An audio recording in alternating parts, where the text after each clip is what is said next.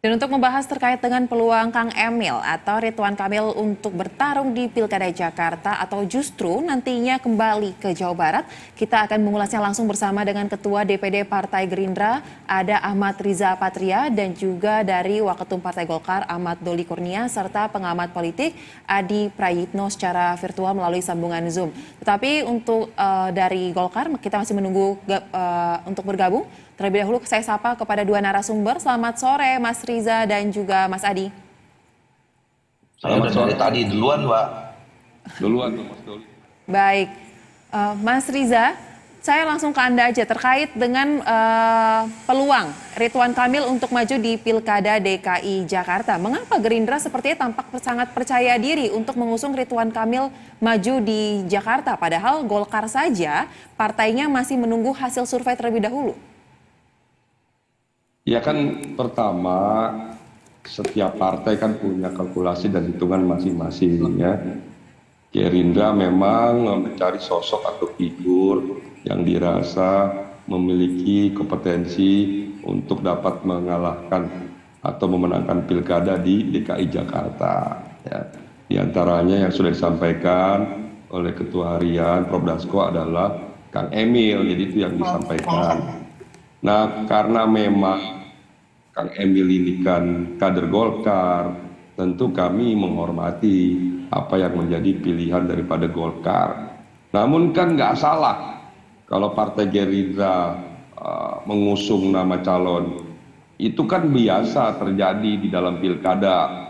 Kadang partai mengusung kader sendiri, kadang partai mengusung kader partai lain, bahkan kader juga partai kadang juga mengusung sosok atau seseorang atau figur non partai umpamanya. Itu biasa dalam pilkada, dan kami biasa juga saling menghormati satu sama lain atas pilihan-pilihan ini. Jadi kami tidak bermaksud mengintervensi, tentu kita paham ini semua menjadi kewenangan daripada Kang Emil sebagai pribadi calon yang kami calonkan, yang kami rekomendasikan, dan juga ini juga kewenangan daripada Partai Golkar. Ya, kami tidak mengintervensi Partai Golkar atau Kang Emil. Tapi ini kan biasa kalau kami melihat Kang Emil nih punya kemampuan, punya prestasi, yuk maju di Jakarta, kan boleh. Sekalipun kami tahu Kang Emil adalah gubernur satu periode di Jawa Barat dan rekomendasikan Golkar untuk calon di Jawa Barat maupun di Jakarta. Karena ada di Jakarta kan nggak salah. Kalau Gerindra mengusung Kang Emil atau merekomendasikan atau mengusulkan. Baik, Mas Doli, nih sudah mendapat keterangan langsung dari Gerindra, dari Mas Riza bahwa tidak masalah ya sebenarnya jika mengusung dari kader partai lain. Apakah Golkar tidak merasa semakin tertekan ketika dorongan ini terus digaungkan oleh teman-teman agar Kang Emil maju saja di Pilkada Jakarta daripada Jabar? Nah, ini kan bukan soal tekan menekan, ini kan ya kita semuanya kan bagus-bagus aja nih sama teman-teman partai politik yang lain, apalagi kan kita sama-sama di Koalisi Indonesia Maju. Tapi begini, soal Ridwan Kamil ini ya, pertama tentu Golkar kan dalam menghadapi pilkada menginginkan supaya sosok atau tokoh-tokoh yang kita usung itu memberikan manfaat buat kemajuan, perkembangan, dan pembangunan di daerah itu masing-masing. Ya. Itu saya kira dulu tujuan utama kita di dalam berkompetisi di pileg, di pilpres, dan di pilkada gitu. Jadi kita menempatkan orang-orang itu orang-orang yang pas dan cocok bisa membawa kemajuan, perubahan, dan seterusnya dalam daerah itu. Nah, Ridwan Kamil sendiri ya kita melihat bahwa dia kan dianggap cukup sukses menjadi gubernur di Jawa Barat satu periode kemarin, dan sampai saat ini masih ada juga program-program yang belum tuntas, janji-janji waktu kemarin disampaikan masyarakat yang harus dituntaskan satu periode lagi gitu. Nah, itu makanya kenapa itu berkonsekuensi dengan elektabilitas Ridwan Kamil itu cukup tinggi di Jawa Barat, karena memang masih banyak masyarakat Jawa Barat yang menginginkan dia tetap satu periode lagi, menuntaskan pekerjaannya, menuntaskan program-program yang belum selesai ya dalam 1 periode kemarin gitu. Baik. Nah, sementara kalau kita lihat di DKI, di daerah khusus Jakarta, ya, Ridwan Kamil kan memang belum punya track record sama sekali di Jakarta, gitu. Dan tentu tantangannya juga berbeda. Tantangan untuk membangun Jawa Barat dan tantangan di Jakarta itu berbeda. Jadi itu dalam satu perspektif. Nah, perspektif kedua, kembali ke tadi soal survei, ya tentu kan semua partai politik, Partai Golkar, juga Gerindra, dan apalagi Koalisi Indonesia Maju, dalam menghadapi event politik apapun kan kita ingin menang. Apalagi kemarin kita punya sejarah panjang di Koalisi Indonesia Maju dalam Pilpres, kita berhasil bekerja sama memenangkan pasangan Pak Prabowo dan Pak Gibran. Nah tentu kan kita ingin mengulang sukses ini kan di dalam pilkada gitu. Baik. Nah tentu kita harus juga nanti mengusung orang-orang yang memang punya peluang menang. Nah per hari ini kalau kita bandingkan survei di Jawa Barat dengan survei di daerah khusus Jakarta, nah kalau kita lihat potret saudara Ridwan Kamil itu lebih besar peluangnya di Jawa Barat gitu. Nah tapi ada 2 hal yang lagi mau saya sampaikan. Pertama adalah Golkar sadar bahwa kami ini adalah bagian Koalisi Indonesia Maju yang punya sejarah panjang ya teman-teman partai politik yang tergabung di Koalisi Indonesia Maju. Dan kita sudah mengambil kesepahaman bahwa untuk menghadapi pilkada sebisa mungkin kita atau di awal-awal pasti kita akan bicara dulu dengan partai politik yang tergabung dengan Koalisi Indonesia Maju. Nah yang kedua kita masih juga punya cukup waktu ya, masih punya cukup waktu, pendaftarannya masih 27 Agustus.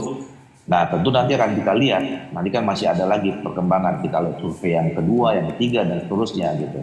Tapi yang jelas nanti kita akan Golkar kalaupun nanti mengambil keputusan pasti juga akan mempertimbangkan atau bahkan juga memutuskan bersama-sama dengan partai-partai politik yang ada tergabung dalam Koalisi Indonesia Maju. Baik, berarti masih menimbang ya, masih melihat seperti apa kondisi ke depan sampai nanti diumumkan pada bulan Juli di mana sebenarnya Kang Emil ini akan ditempatkan di Jakarta atau justru kembali ke Jabar. Mas Adi, terkait dengan peluang Kang Emil di Pilkada 2024 apakah di Jabar atau di Jakarta ini sepertinya cukup menarik ya karena tarik menarik. Dari Partai Koalisi Indonesia Maju sudah ada 2 partai setidaknya yang mengatakan mendukung Kang Emil untuk maju di Jakarta, ada PAN dan juga Gerindra. Tetapi Golkar sendiri masih bilang sabar, kita lihat dulu bagaimana kondisinya dan di Jabar juga sepertinya masih cocok nih Kang Emil. Anda sendiri sebagai pengamat politik melihat sosok Kang Emil ini seperti apa sih untuk maju di Pilkada Jakarta atau di Jabar? Dan mengapa tarik-menarik ini bisa sangat terjadi?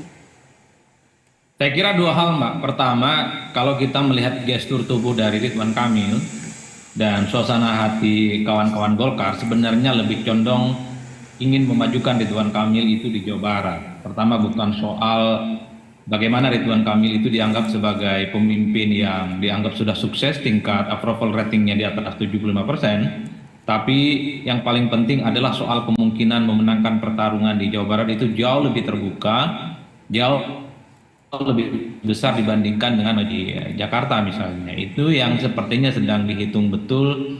Kenapa belakangan ini ada kecenderungan Golkar itu lebih kelihatan happy jika Ridwan Kamil maju kembali untuk yang kedua kalinya dalam Pilgub Jabar.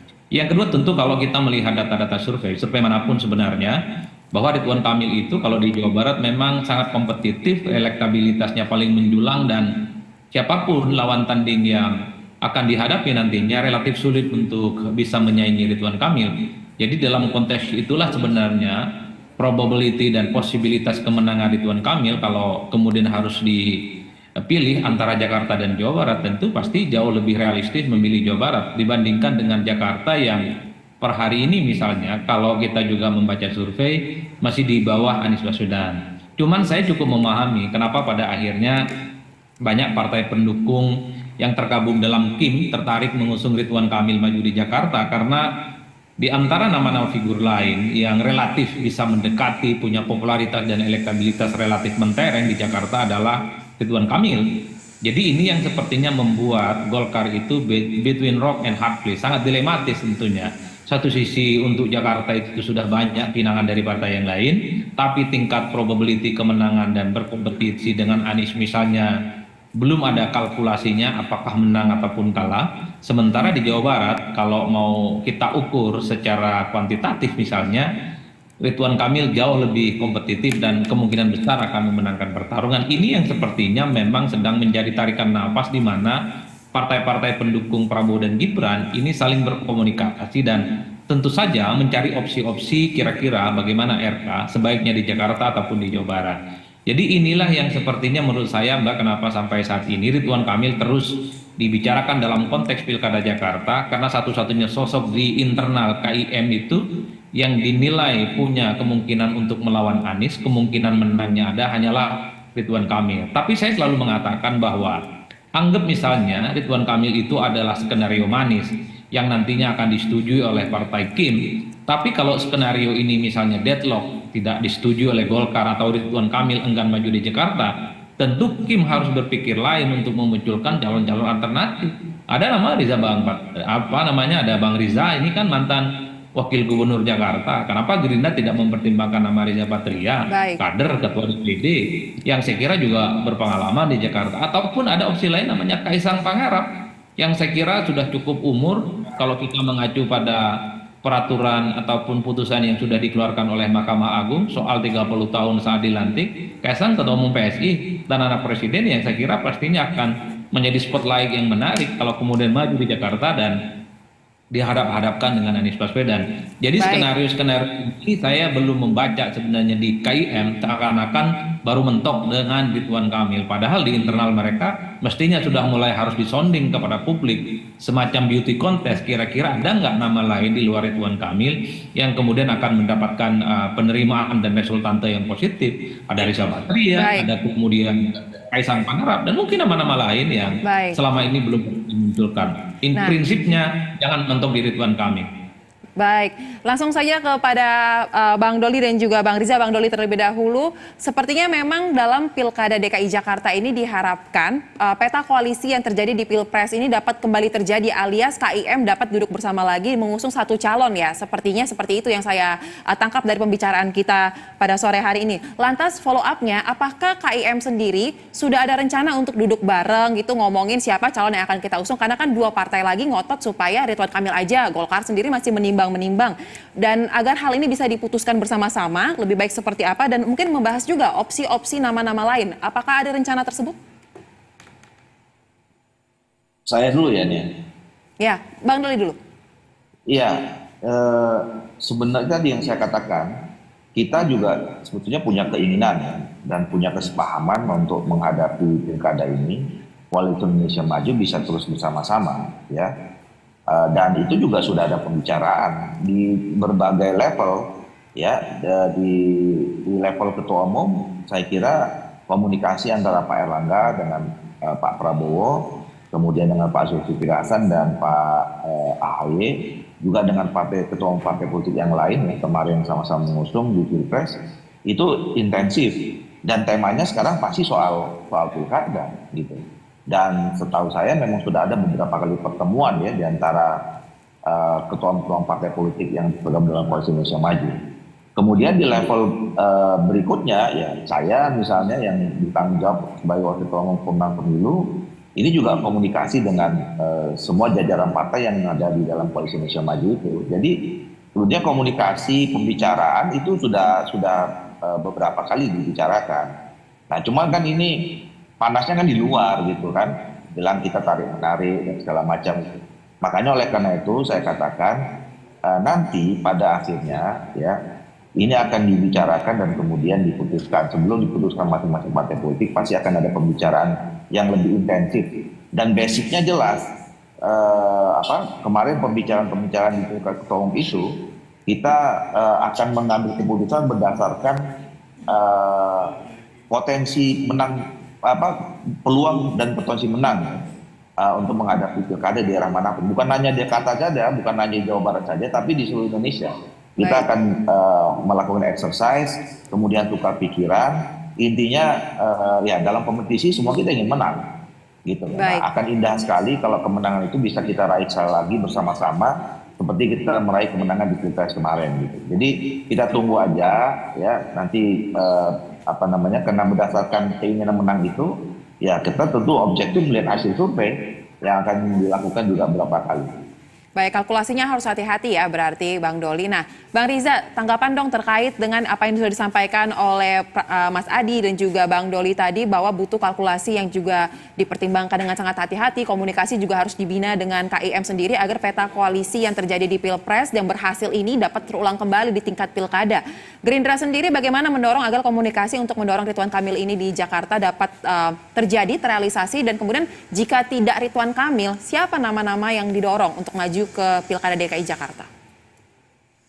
Ya, jadi sekali lagi apa yang diusulkan oleh Gerindra itu kan menurut hitungan kami, kalkulasi dari Gerindra. Jadi kami mengusulkan Kang Emil. Namun kami kan tidak mengintervensi Kang Emil maupun Partai Golkar, kita hormati. Setiap partai punya kalkulasi sendiri, punya cara sendiri, termasuk survei-survei yang dilakukan oleh Partai Golkar kami hormati. Ya. Dan juga tadi Ketua Doli juga sudah menyampaikan, juga kita ada tim yang nanti akan dibahas secara detail, secara mendalam, tentu objektif, kita paham itu, tentu survei juga menjadi pertimbangan dan pertimbangan. Artinya kami di Koalisi Indonesia Maju ini tidak hanya dekat, tapi juga bersaudara, tapi juga yang lebih penting kami ini selalu mementingkan kepentingan bangsa negara di atas kepentingan partai, kepentingan calon maupun kepentingan pribadi kita masing-masing. Jadi kami yakin apa yang akan dibahas nanti oleh para pimpinan partai adalah untuk kepentingan yang lebih besar, ya. Terkait peluang-peluang siapa yang lebih pantas, saya kira itu lebih baik nanti tugasnya pengamat lah, ya, tugasnya pengamat. Kalau kami dari Gerindra, apalagi saya Ketua DPD Gerindra DKI Jakarta kebetulan, kami ini kader yang patuh taat, ya.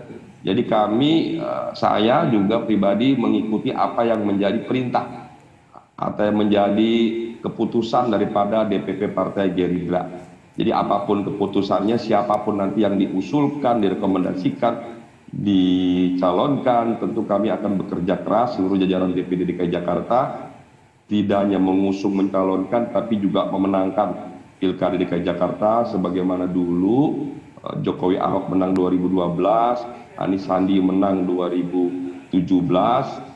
Insya Allah 2024 juga nanti insya Allah akan menang dan kita usung bersama.